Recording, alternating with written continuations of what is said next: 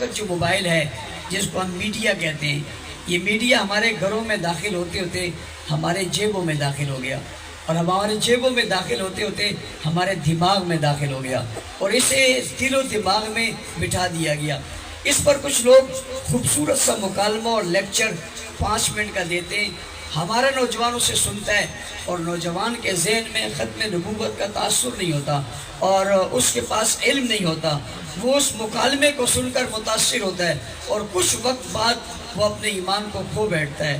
اس کے ذریعے وہ ہمارے بچوں کے دل و دماغ پر قابض ہونا چاہتے ہیں۔ اگر یہ آپ کے پاس ہے اور آپ اس سے استعمال کر رہے ہیں تو اسے بھی آپ ختم نبوت کے تحفظ کے لیے استعمال کریں، اور اس کے ذریعے سے آپ جو شیئر کریں یا جو لکھیں یا جو بتائیں یا جو چیزیں آپ دوسروں کو بھیجیں وہ ختم نبوت کے متعلق ہوں، علماء کرام کے لیکچر ہوں، بیانات ہوں، ختم نبوت پر دلائل ہوں، وہ دلائل آپ آگے دیں اور لوگوں تک پہنچائیں اور لوگ ان دلائل کو سنیں۔ کوئی لمحہ ایسا نہ ہو آپ اس عنوان پہ غافل نہ رہیں، اور امت مسلموں کو اس عنوان سے غافل نہیں ہونا چاہیے۔ جس دن امت اس عنوان سے غافل ہو جائے گی وہ لوگ ہوشیار بیٹھے ہوئے ہیں ڈاکہ مارنے کے لیے، اور وہ ڈاکہ مار کر اس عنوان پر ہمارے ملک سے ایک قانون بنا ہے جو قانون ختم نبوت کے تحفظ کے لیے، کبھی اسے ختم کرنے کی کوشش کرتے ہیں، اور اگر وہ ختم نہیں ہوتا تو اسے کمزور کرنے کی کوشش کرتے ہیں اور اس میں سوراخ کرنے کی کوشش کرتے ہیں۔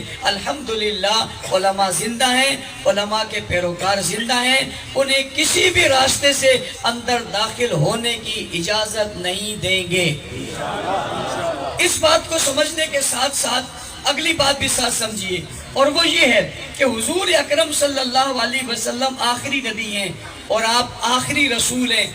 آپ کے بعد کسی نبی نے نہیں آنا اور آپ کے بعد کسی رسول نے نہیں آنا، یہ مسلمہ اصول ہے کہ آپ آخری نبی اور رسول ہیں اور آپ کے بعد کسی نبی اور رسول نے نہیں آنا۔ قرآن کریم نے یہ عقیدہ بتا دیا، ما کان محمد ابا احد من رجالکم ولکن رسول اللہ وخاتم النبیین، اور قرآن کریم میں دوسری جگہ آیا والذین یؤمنون بما انزل الیک وما انزل من قبلک، وہ اس پر ایمان لاتے ہیں جو آپ پر نازل ہوا اور آپ سے پہلے نازل ہوا۔ بعدک کا ذکر نہیں ہے، اس لیے کہ آپ کے بعد کچھ نازل ہونا نہیں ہے، اور آپ کے بعد کچھ نازل کیوں نہیں ہونا؟ اس لیے کہ آپ کے بعد نبی نے نہیں آنا، رسول نے نہیں آنا۔ دین نازل ہوا کرتا ہے نبی پر اور رسول پر، اسی لیے نبی اور رسول معصوم بھی ہوا کرتے ہیں، اس لیے کہ وہ دین کو وصول کیا کرتے ہیں اور پھر دیا کرتے ہیں۔ جب دین لیا جا رہا ہو اور دیا جا رہا ہو تو ایک معصوم کی ضرورت ہے۔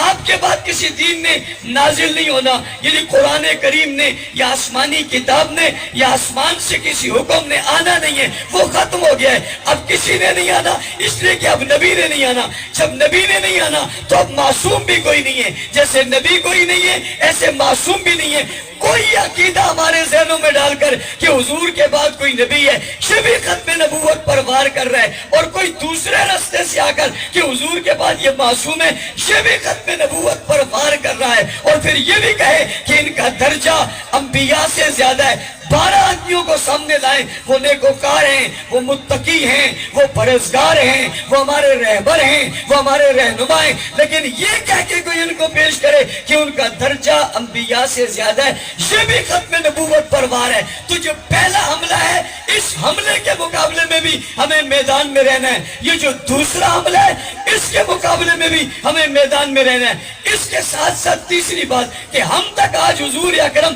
صلی اللہ علیہ وآلہ وسلم کی دین کی جتنی باتیں پہنچی ہیں اس کے لیے ایک ذریعہ ہے اور ایک واسطہ ہے اور ایک پل ہے اور ایک سڑک ہے اور ایک تسلسل ہے اور ایک تواتر ہے جس کے ذریعے سے دین ہم تک پہنچا ہے۔ امت کے باقی لوگوں نے حضور اکرم صلی اللہ علیہ وسلم کی نبوت کو نہیں دیکھا اور ختم نبوت کی مہر کو نہیں دیکھا۔ قرآن اور سنت کو براہ راست حضور اکرم صلی اللہ علیہ وسلم سے نہیں لیا، بلکہ قرآن اور سنت کو لینے کے لیے ان نے حضور اکرم صلی اللہ علیہ وسلم کے پاس بیٹھے اور آپ سے بیٹھ کر آپ نے قرآن و سنت کو لیا اور لینے کے بعد امت تک پہنچایا۔ حضور اکرم صلی اللہ علیہ وسلم کی زندگی کے سارے اصول اور قرآن کریم کے سارے حروف اور اللہ کی طرف سے نازل کی ہوئی ساری کتاب اور رسول اکرم صلی اللہ علیہ وسلم کی بتائی زندگی کے پوری زندگی کے تمام